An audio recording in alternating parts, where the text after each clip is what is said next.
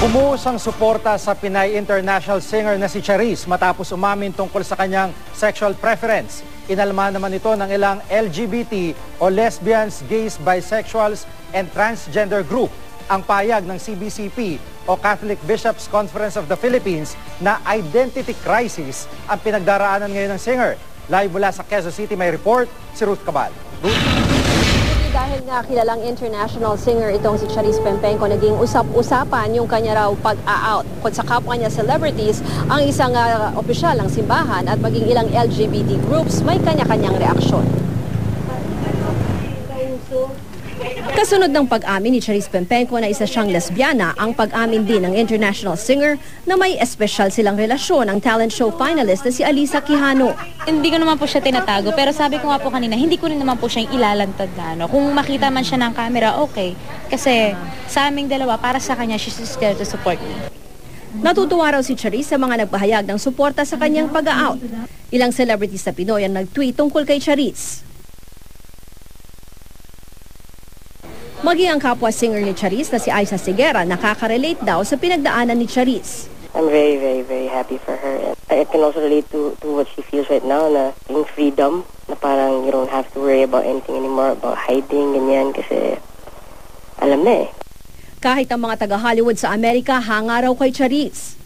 Naiulat din siya ng foreign press mula Huffington Post, People Magazine, Billboard, E-Online, Entertainment Tonight, AOL, Page 6, at On Air with Ryan Seacrest.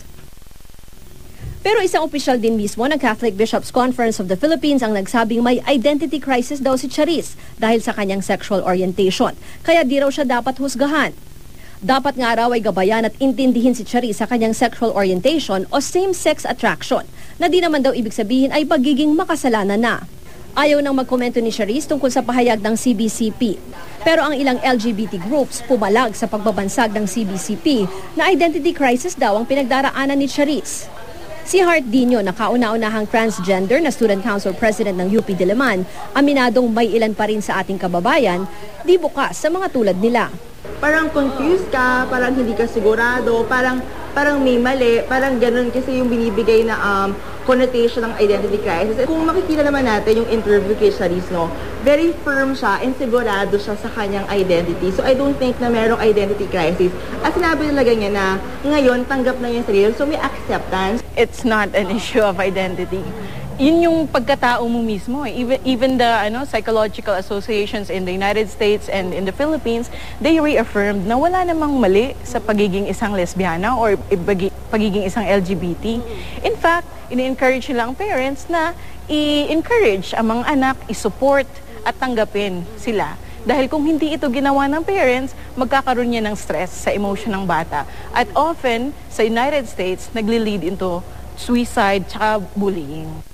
Jiggy, bukod daw sa may bagong icon na ngayon ang kabataan na LGBT dito nga kay Charisse, no, maganda raw na napag-uusapan ito dahil nadadala sa mainstream media yung usapin sa pagsusulong ng gender equality. Jiggy? At Ruth, yung mga kamag-anak ni Charisse, bukod doon sa nanay niya, kumusta naman yung reaksyon dito sa kanyang pag-out?